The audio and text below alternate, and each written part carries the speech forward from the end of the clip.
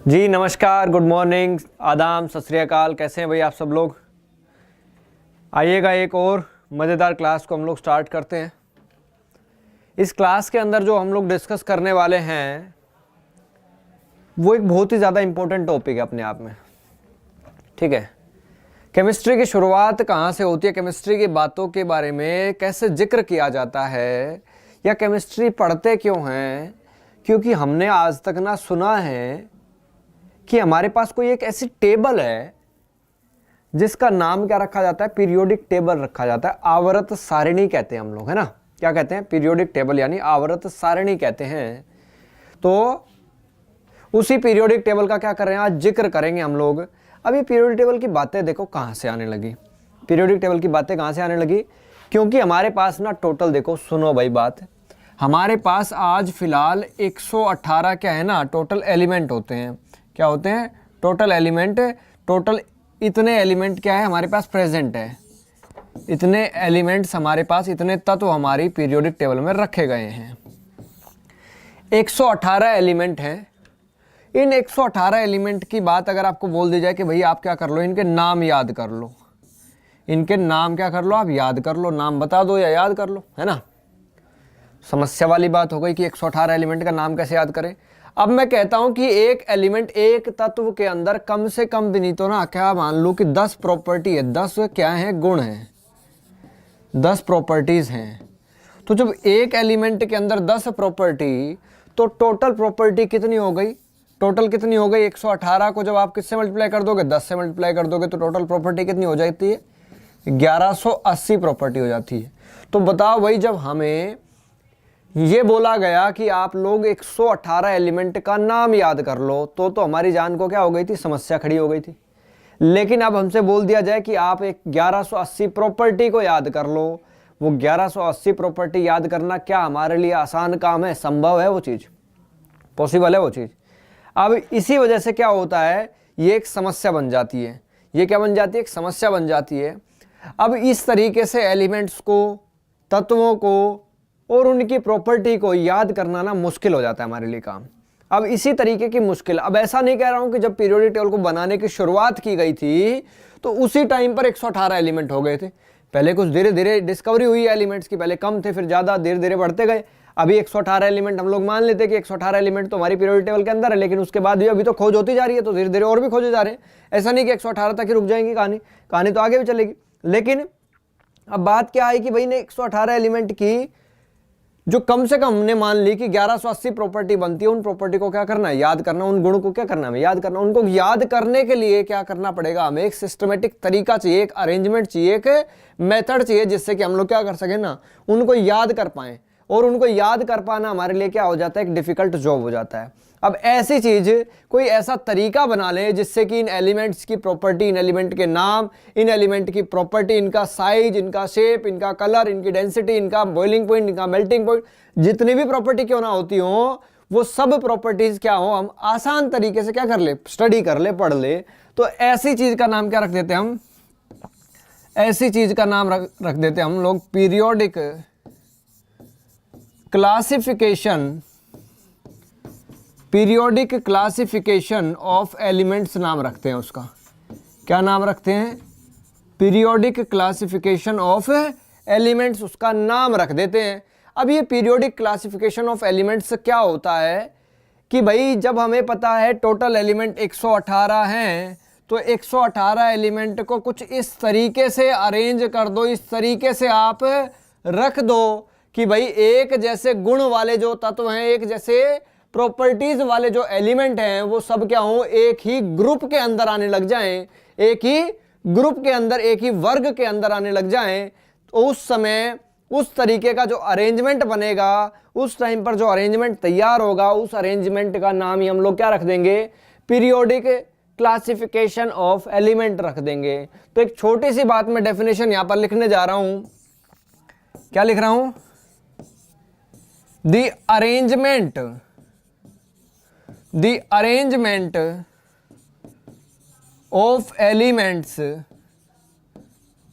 of elements into groups so that element with similar properties occur in the same group,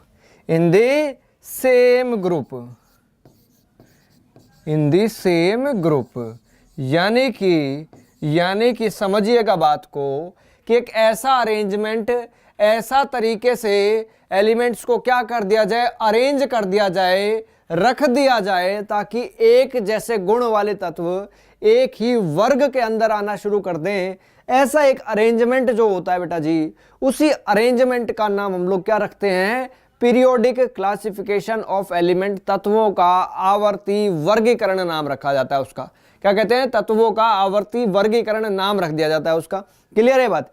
अगर ये बात आपको clear हो जाती है तो फिर आप समझिएगा चीजों को और आगे समझिएगा बात को। अब आगे समझना है तो देखो क्या होती है अब बात है कुछ इस तरीके की कि इस चैप्टर की शुरुआत होते ही सबसे पहली बात आती है एक चीज, ये बात आपको बहुत अच्छे से पता होनी चाहिए कि फादर ऑफ केमिस्ट्री किसको कहा जाता है, रसायन विज्ञान के जनक किसको कहा जाता है, केमिस्ट्री के फादर किसको कहा जाता है। ठीक है भाई। अब केमिस्ट्री के फादर हम लोग कहते हैं किसको, एंटनी लेवोइजियर को। किसको कहते हैं, Antony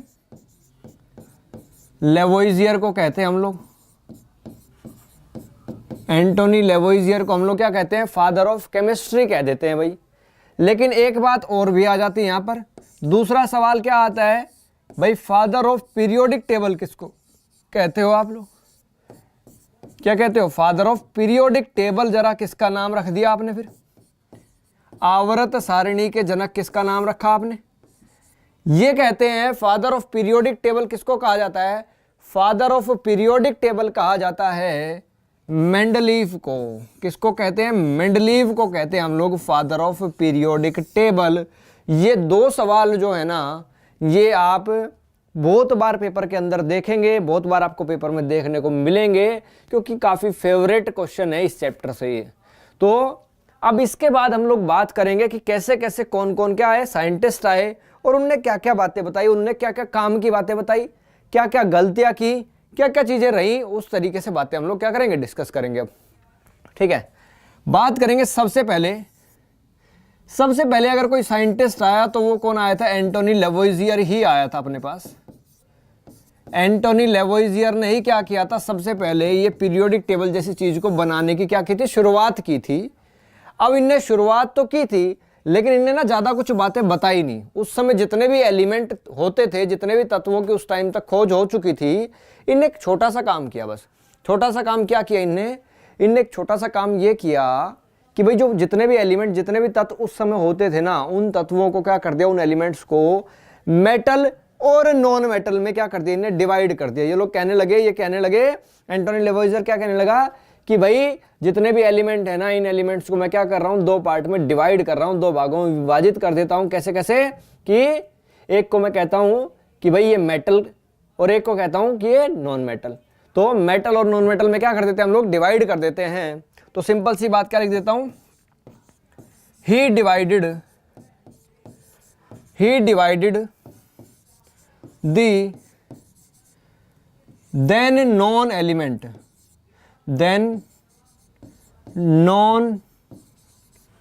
elements into metals and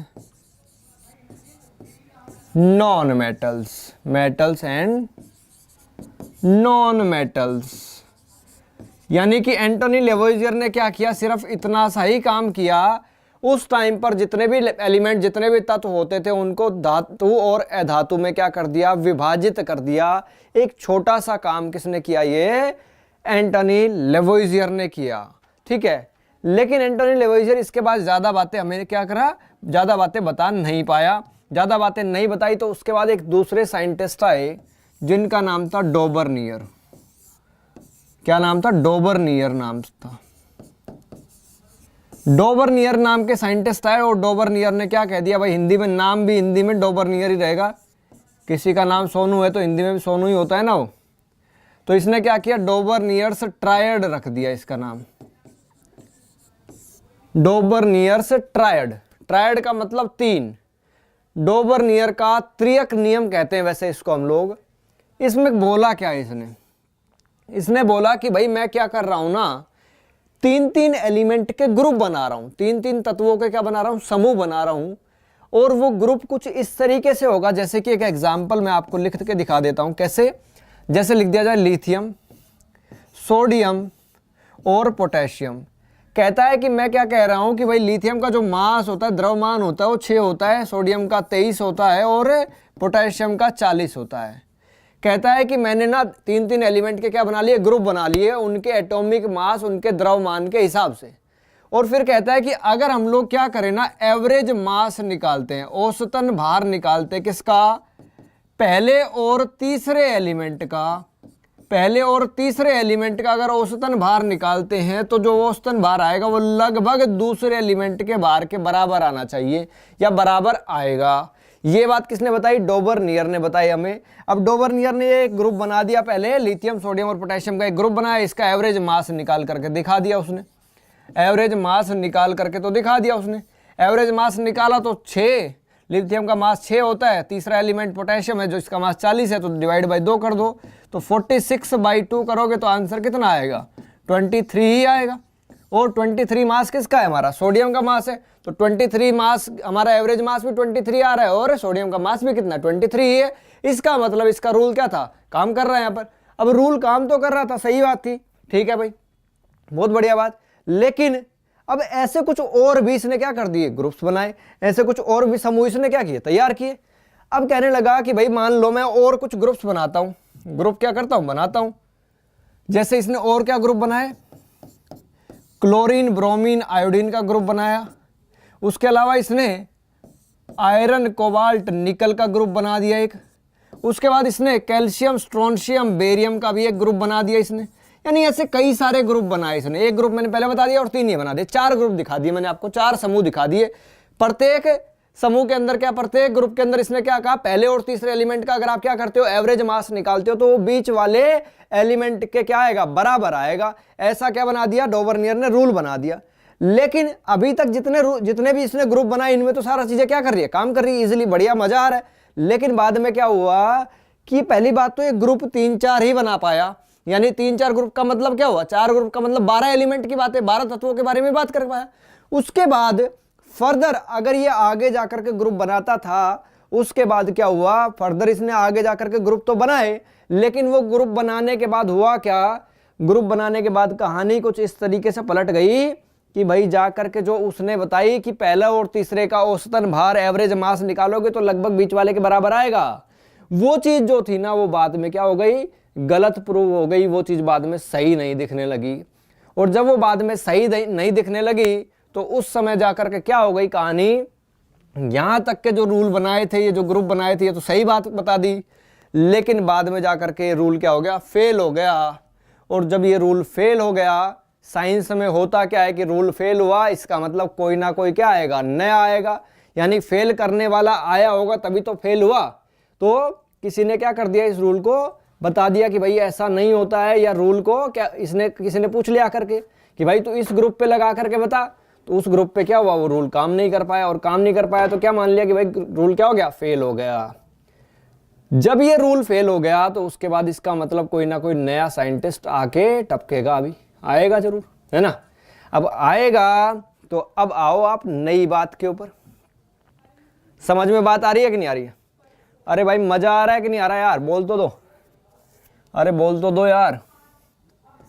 फिर एक तीसरे नंबर पर फिर एक साइंटिस्ट आके बैठ गए हमारे पास। तीसरे नंबर पर क्या हुआ, एक साइंटिस्ट भाई साहब और आ गए हमारे पास, जिनका नाम क्या था, जॉन न्यूलैंड नाम के साइंटिस्ट थे। क्या थे, जॉन न्यूलैंड नाम के हमारे क्या थे, साइंटिस्ट थे। और जॉन न्यूलैंड ने क्या बनाया, न्यूलैंड्स लॉ ऑफ ऑक्टेव बनाया भाई, न्यूलैंड्स लॉ ऑफ ऑक्टेव बनाया भाई।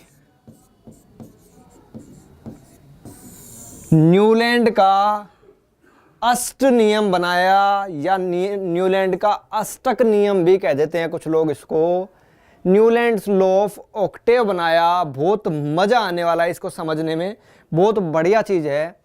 पहली बात तो कुछ पॉइंट मैं लिखवाने वाला हूँ, एक दो पॉइंट लिखवा रहा हूँ, वो आप याद रखेंगे इसके लिए। जब इसने न्यूलैंड ने क्या किया था, ये रूल बनाया, लॉ दिया, ये कानून दिया। पहली बात तो उस समय hydrogen gas was not discovered. उस समय हाइड्रोजन गैस की जो खोज है ना वो नहीं हो पाई थी, हाइड्रोजन गैस की खोज नहीं हो पाई थी।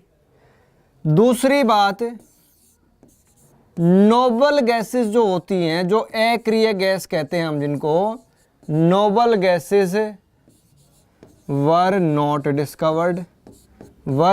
डिस्कवर्ड। उस समय नोबल गैसेस भी क्या थी, डिस्कवर नहीं हो पाई थी। ये बात भी क्या आई, इसके रूल में आपको याद रखनी पड़ेगी। अगर ये बात आपको क्या है याद नहीं रहती है तो फिर समस्या वाली बात हो जाएगी, क्योंकि रूल जो है आप गलत बना दोगे फिर। अब रूल में आई ये बातें, तो ये बातें आई, उसके बाद देखो रूल क्या बनाया उसने। वो कहने लगा कि अगर मैं एलिमेंट्स को क्या करता हूँ, 1 2 3 4 5 6 और क्या 7 नंबर यहाँ रख देता हूँ, फिर यहाँ पर रखता हूँ 8 9 number, 10 number, 11 number, 12 number, 13 number, 14 number, और फिर इधर क्या रखता हूँ मैं, 15 नंबर और 16 नंबर। कहता है कि अगर मैं एलिमेंट्स को, तत्वों को, उनके परमाणु भार, एटॉमिक मास के इंक्रीजिंग ऑर्डर में अब क्या कर दूं, अरेंज कर दूं भाई। तो अरेंज करेगा तो बोलता है इस तरीके से अरेंज करूंगा मैं। तो कहता है पहले आएगा हाइड्रोजन, आज के हिसाब से पहले हाइड्रोजन आता है, फिर हीलियम आता है। लेकिन इसने बोला क्या कि भाई जब हाइड्रोजन हीलियम क्या है, होते ही नहीं तो रखोगे कहाँ से। मैंने बता दिया कि हाइड्रोजन भी डिस्कवर नहीं हुआ था, हाइड्रोजन की खोज भी नहीं हुई थी उस टाइम पर, और नोबल गैसेस जो 6 नोबल गैस होती है उनकी भी खोज नहीं हुई थी। तो इसका मतलब वो तो इसके रूल में दिखेंगे ही नहीं, कहीं भी आपको नजर ही नहीं आएंगी। वो इसके रूल में क्या होगी, नजर ही नहीं आएगी आपको। और जब नजर नहीं आएगी तो इसका मतलब उनको लिखूंगा भी नहीं मैं। तो इसका मतलब शुरुआत कहाँ से होगी, लिथियम से, फिर लिखेंगे बेरिलियम, फिर लिखेंगे बोरोन, फिर कार्बन, नाइट्रोजन, ऑक्सीजन, फ्लोरीन, और फ्लोरीन के बाद कौन सी आती है, गैस आती है हमारे पास, कौन सी, नियोन गैस आ जाती है। अब नियोन गैस फ्लोरीन के बाद आती है, तो अब नियोन गैस को हम लोग क्या है लिखेंगे नहीं, क्योंकि नियोन गैस की तो खोज नहीं हुई थी। तो हम यहाँ पर क्या लिखेंगे, नियोन के बाद आता है सोडियम, फिर आता है मैग्नीशियम, फिर आता है एल्यूमिनियम, फिर आता है सिलिकॉन, फिर आता है फॉस्फोरस, देन क्लोरीन, फॉस्फोरस के बाद आएगा सल्फर,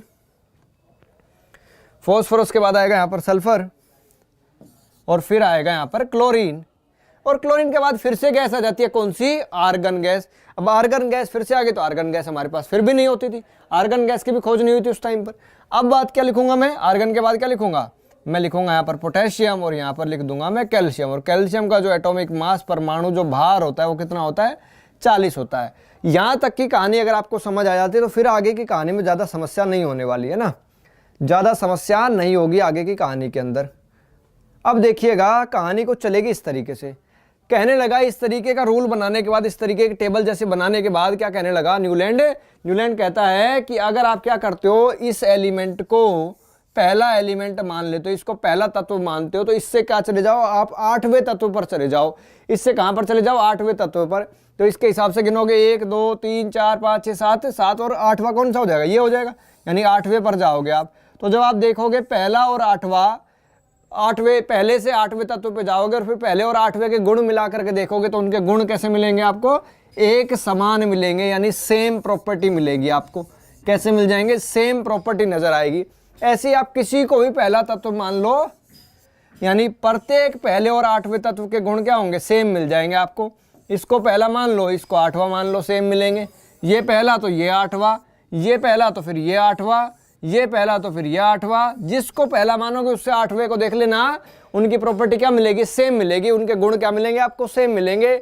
ऐसा किसने बताया, न्यूलैंड ने बताया। ये पहला तो ये 8वां बन जाएगा, ये पहला तो फिर ये 8वां बन जाएगा, ये पहला तो ये 8वां बन जाएगा, दोनों की प्रॉपर्टी क्या हो जाएगी, सेम हो जाएगी। यानी कि क्या कहता है न्यूलैंड, प्रत्येक पहले और 8वें तत्व के गुण क्या मिलने वाले हैं आपको, समान मिलने वाले हैं। ये बात किसने बताई, जॉन न्यूलैंड ने बताई। किसके लिए बताई ये बात है, जॉन न्यूलैंड ने ये बात बताई थी, अपना जो रूल दिया था न्यूलैंड्स लॉ ऑफ ऑक्टेव, इसी वजह से उसको ऑक्टेव अष्ट नियम कहा गया कि भाई प्रत्येक पहले और 8वें तत्व के गुण क्या बता दिए, उसने समान बता दिए, इसीलिए उसको क्या नाम रखा गया, न्यूलैंड्स लॉ ऑफ ऑक्टेव उसका नाम रखा गया, अष्ट नियम, अष्टक नियम उसको कहते थे हम लोग। क्लियर है बात। लेकिन इस नियम में भी कुछ समस्याएं आने लगी, इस नियम में भी कुछ समस्याएं आने लगी। जब तक बात थी कैल्शियम एटॉमिक नंबर 40 तक की तो सही काम कर रहा था, प्रत्येक पहले और 8वें के गुण क्या थे, समान दिख रहे थे।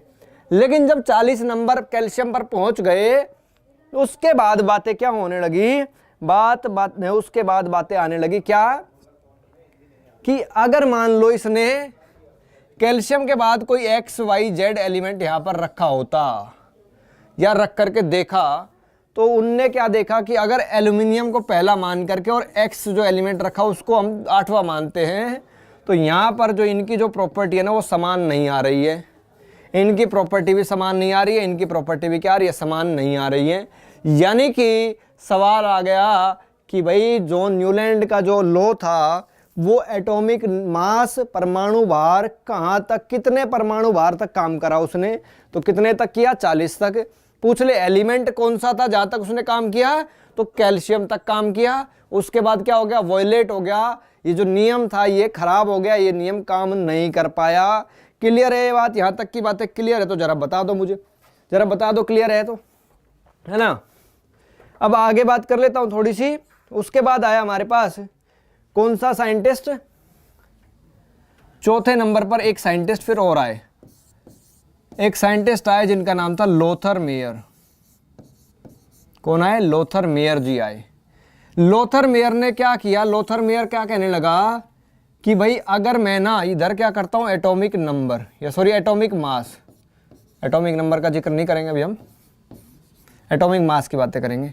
और यहां पर मान लो कुछ भी फिजिकल प्रॉपर्टी ले लिया, मान लो वॉल्यूम ले लिया हमने, कहता है, ये कहने लगा कि किसी भी एलिमेंट, किसी भी तत्व के अंदर दो तरीके के गुण होते हैं, दो तरीके की क्या होती है, प्रॉपर्टीज होती हैं। एक होती है फिजिकल प्रॉपर्टी, एक होती है केमिकल प्रॉपर्टीज। तो फिजिकल और केमिकल दो तरीके की क्या होती है, प्रॉपर्टी होती है। फिजिकल प्रॉपर्टी वो होती है जो हम देख करके पहचान सकते हैं कि किसी भी एलिमेंट की क्या होती है,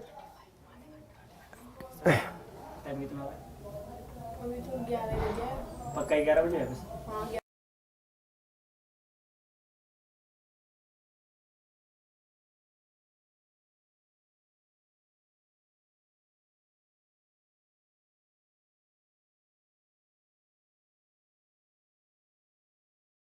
लोथर मेयर कहने लगा किसी भी तत्व के अंदर दो तरीके के क्या होते हैं, गुण होते हैं। एक फिजिकल प्रॉपर्टी होती है, एक क्या होती है, केमिकल प्रॉपर्टी होती है। अब फिजिकल प्रॉपर्टी वो होती है जो किसी की भी चीज की देख करके बता सको। जैसे मैं कह देता हूं कि भाई ये चीज है मेरे पास दो, ये हरे रंग का दिख रहा है, ये काले रंग का दिख रहा है, ये आपको ग्रे कलर का दिख रहा है, ये क्या है, फिजिकल प्रॉपर्टी, किसी चीज का रंग देख करके बता देना। ये टी शर्ट जो मैंने पहनी हुई है ये ब्लैक कलर की दिख रही है आपको, ये लोगो पीले रंग का दिख रहा है आपको, तो ये सब चीजें क्या है, आप जो चीज देख करके किसी चीज के बारे में बता सकते हो, फिजिकल प्रॉपर्टी यानी भौतिक गुण होते हैं किसी भी चीज के। और जिनके लिए हमें कोई केमिकल रिएक्शन करानी पड़ जाए, जिनसे हमें क्या करनी पड़ जाए, कोई केमिकल रिएक्शन करा करके पता लगानी पड़े, ऐसी प्रॉपर्टीज को क्या कहते हैं हम लोग, केमिकल प्रॉपर्टी कहते हैं, रासायनिक गुण कहते हैं किसी भी चीज के। तो ये क्या कहने लगा कि भाई मैं ना एक ग्राफ बना रहा हूं, इसने क्या किया, ग्राफ बनाया। अब ग्राफ क्या बनाया, एटॉमिक मास, परमाणु भार और किसी भी एक फिजिकल प्रॉपर्टी, वॉल्यूम यानी आयतन के रेस्पेक्ट में। भाई एक बोतल रखी हुई है, बोतल को आप देख करके बता सकते हो 1 लीटर की, आधा लीटर की है, 500 ml की है, 1.5 लीटर की है, 2 लीटर की है, जितने भी है वो देख करके पता लग जाता है कि नहीं लग जाता है ना, आइडिया हो जाता है हमें। तो वो भी क्या है, एक फिजिकल प्रॉपर्टी है हमारी, ठीक है। तो उसने क्या किया, एक ग्राफ बनाया, वो ग्राफ मिला उनको कुछ इस तरीके का। ग्राफ जब उनने बनाया तो ग्राफ कुछ इस प्रकार से बन करके मिला उनको, ऐसा कुछ ग्राफ मिल गया उनको। और जब ऐसा कुछ ग्राफ उनको मिल गया, उस ग्राफ को बनाने के बाद लोथर मेयर ने क्या करके देखा कि जो ये पीक दिख रही है यहाँ पर, ये जो हर एक ग्राफ में सबसे ऊंचा पॉइंट दिख रहा है, इस पर से क्या करके देखा, एक लाइन ड्रॉ करके देखी उनने नीचे, इस तरीके से क्या करके देखी, एक लाइन ऐसे ड्रॉ करके देखी उनने, एक लाइन कुछ इस प्रकार से क्या करके देखी, ड्रॉ करके देखी उनने। अब जब लाइन उनने क्या करके देखी, ड्रॉ करके देखी, तो उनको क्या मिलने लगा, यहाँ से भाई नीचे जाकर के क्या करेगी, लाइन कहीं ना कहीं तो काटेगी नीचे जाकर के, और जहां पर ये लाइन क्या करेगी, काटेगी जाकर के, वहीं से हमें क्या मिलेगा, एटॉमिक मास की वैल्यू मिलेगी। तो जो एटॉमिक मास, जो परमाणु भार इनको मिला, वो परमाणु भार क्या मिला कि भाई यहाँ पर जो परमाणु भार था वो लिथियम के बराबर था, फिर सोडियम के बराबर आया, फिर पोटेशियम के बराबर, रुबिडियम के बराबर और सीजियम के बराबर। तो ग्राफ के सबसे ऊंचे वाले पॉइंट पर तो क्या मिला, lithium, sodium, potassium, rubidium, caesium, ये हमारी पीरियोडिक टेबल के सबसे ज्यादा इलेक्ट्रोपॉजिटिव एलिमेंट होते हैं, यानी कि इलेक्ट्रोपॉजिटिव यानी कि विद्युत धनात्मक तत्व होते हैं, जो सबसे ज्यादा इलेक्ट्रॉन देने की क्या रखते हैं, पावर रखते हैं। ऐसा उनने देखा। और उनने एक बात और भी देखी, और बात क्या देखी उनने, और दूसरी बात क्या देखी, इस बात को भी समझ लो। ये जो सबसे नीचे वाला पॉइंट है, यहां पर जब उनने देखा, सबसे नीचे वाले पॉइंट से जब देखा, तो उनको क्या मिला, यहां पर मिला उनको फ्लोरीन, यहां पर मिला क्लोरीन, यहां पर मिला ब्रोमीन और यहां पर मिला आयोडीन। यानी कि यह बात उनने क्या देखी कि ग्राफ के सबसे ऊपर वाले हिस्से पर तो क्या मिल रहा है, सबसे ज्यादा इलेक्ट्रोपॉजिटिव एलिमेंट, और सबसे नीचे वाले हिस्से पर क्या मिल रहा है, सबसे ज्यादा इलेक्ट्रोनेगेटिव एलिमेंट। यानी ऊपर वाले हिस्से में सबसे ज्यादा विद्युत धनात्मक एलिमेंट, धनात्मक तत्व मिल रहे हैं, और सबसे नीचे विद्युत ऋणात्मक तत्व मिल रहे हैं। इस बात को देख करके क्या कहने लगा लोथरमेयर कि मैं ना अब क्या करता हूं, एलिमेंट्स को उनके इंक्रीजिंग ऑर्डर में रखता हूं, किसके, एटॉमिक मास के, और एक मेरा क्या बन जाएगा, एक अरेंजमेंट जैसा बन जाएगा, एक टेबल जैसा बन जाएगा। और टेबल जैसा बन जाएगा तो इसका मतलब मेरी क्या हो जाएगी, टेबल बन जाएगी, और मेरा किया हुआ काम क्या हो जाएगा, मजा आ जाएगा, बिल्कुल मेरा किया हुआ काम सफल हो जाएगा। तो कहने लगा लोथरमेयर ने, फिर क्या कर दी, एक statement they the, the physical and, कहने लगा द फिजिकल एंड, इस ग्राफ को देख करके क्या कहा, the physical and chemical properties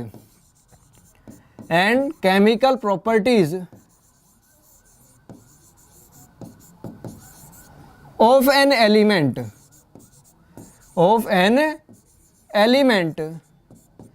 are periodic function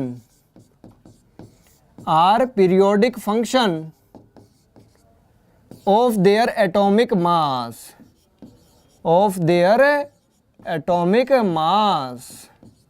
कहता है किसी भी तत्व के लिए जो उसकी भौतिक और रासायनिक गुण होते हैं वो उसके परमाणु भार या द्रव्यमान के ऊपर निर्भर करते हैं, डिपेंड करते हैं। ये बात किसने बताई, लोथरमेयर ने बताई।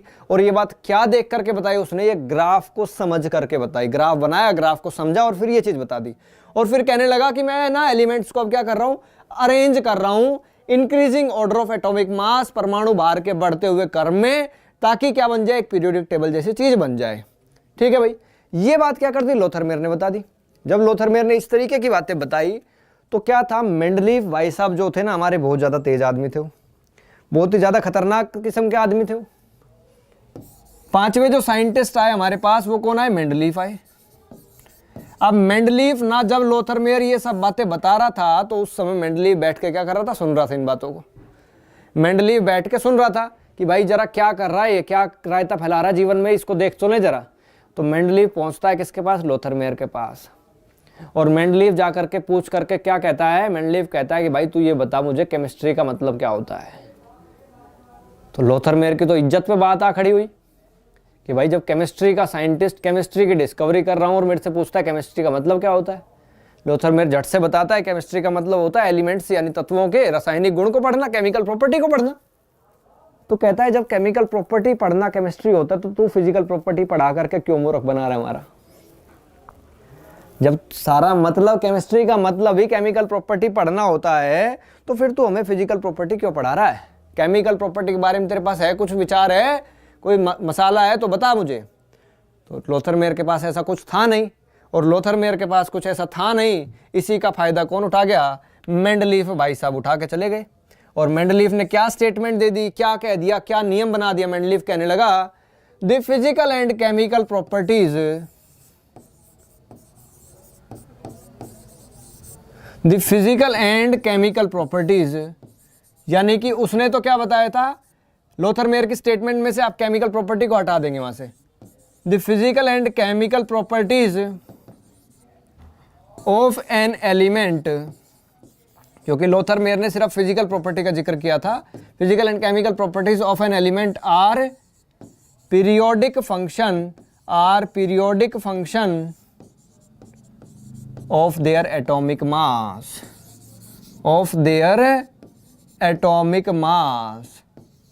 क्या कहने लगा, लोथर मेयर ने तो कहा था the physical properties of an element are periodic function of their atomic mass. Lothar Meyer ने क्या कहा था, किसी भी एलिमेंट की जो भौतिक गुण होते हैं वो उसके एटॉमिक मास, परमाणु भार पर क्या करते हैं, निर्भर करते हैं। और मेंडलीव ने क्या कह दिया कि भाई ऐसा नहीं है, फिजिकल डिपेंड नहीं करती, केमिकल प्रॉपर्टी भी क्या करती है, डिपेंड करती है।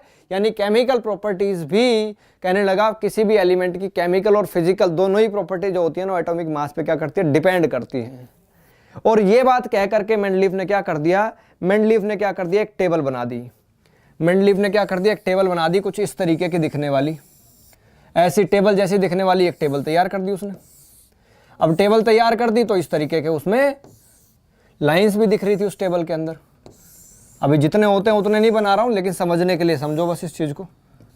ऐसे बना दिया। इस तरीके से बनाने के बाद कहने लगा कि जो वर्टिकल कॉलम दिख रहे हैं आपको, वर्टिकल क्या दिख रहे हैं, कॉलम दिख रहे हैं, इनको तो क्या कहते हैं, ग्रुप कहते हैं, यानी कि इनको क्या कहते हैं, वर्ग कहते हैं। और ये जो हॉरिजॉन्टल रो दिख रहे हैं, ऐसे वाले जो दिख रहे हैं आपको, लेटे हुए लाइंस जो दिख रही हैं, इनको क्या कहते हैं, पीरियड कहते हैं, यानी हिंदी में इनको आवर्त कहते हैं। अब सवाल आ गया कि भाई मेंडलीव ने पीरियोडिक टेबल तो बनाई, तो मेंडलीव ने जब पीरियोडिक टेबल बनाई थी उस समय 63 एलिमेंट होते थे। कितने एलिमेंट होते थे, 63 तत्व होते थे, 63 एलिमेंट होते थे उस टाइम पर। लेकिन सवाल आ गया कि मेंडलीव ने जब पीरियोडिक टेबल बनाई तो इसमें कितने पीरियड और कितने ग्रुप होते थे। सवाल बहुत बार पेपर में पूछा गया। ये पीरियड होते थे 7। आज जो हमारी मॉडर्न पीरियोडिक टेबल, आधुनिक आवर्त सारणी, उसमें भी 7 ही होते हैं, लेकिन उसमें भी 7 ही थे। और ग्रुप उस टाइम पर 9 होते थे, आज 18 ग्रुप होते हैं। क्लियर है बात। अब ये देखिएगा, इसके बाद क्या किया इसने, मेंडलीव ने एक छोटी सी बात और बताई हमें। कहता है मेंडलीव कि अगर मान लो इस डब्बे में एल्यूमिनियम रखा हो और इस डब्बे में सिलिकॉन रखा हो, मेंडलीव क्या कहने लगा कि भाई मैं ना एल्यूमिनियम के नीचे का जो डब्बा है और सिलिकॉन के नीचे का जो डब्बा है, इनको क्या छोड़ रहा हूं, खाली छोड़ रहा हूं। किसी ने पूछ लिया भाई क्यों, ऐसा क्यों कर रहा है, तो बोलता है कि यहां पर जो एलिमेंट आने चाहिए, यहां पर जो तत्व रखे जाने चाहिए, अभी उनकी खोज नहीं हुई। जब कभी खोज होगी तो रख देना, यहां पर ला करके रखे जाएंगे। और कहता है, एक भविष्यवाणी भी कर देता है कि भाई देख लेना तुम कभी भी, जब कभी खोज होगी ना, यहाँ पर जो एलिमेंट रखे जाएंगे वो उनकी सारे के सारे गुण, जो एल्यूमिनियम के नीचे जो आएगा उसके सारे गुण एल्यूमिनियम से मिलते होंगे, और जो सिलिकॉन के नीचे आएगा उसके सारे गुण किससे मिलते होंगे, सिलिकॉन से मिलते होंगे। ये बात किसने बता दी हमें, मेंडलीव ने बता दी। अब बाद में हुआ क्या, मेंडलीव ये काम तो करके चला गया, बाद में हुआ क्या, इसने क्या किया, यहां पर कुछ अपनी मर्जी से कुछ नाम रख दिया। यहां पर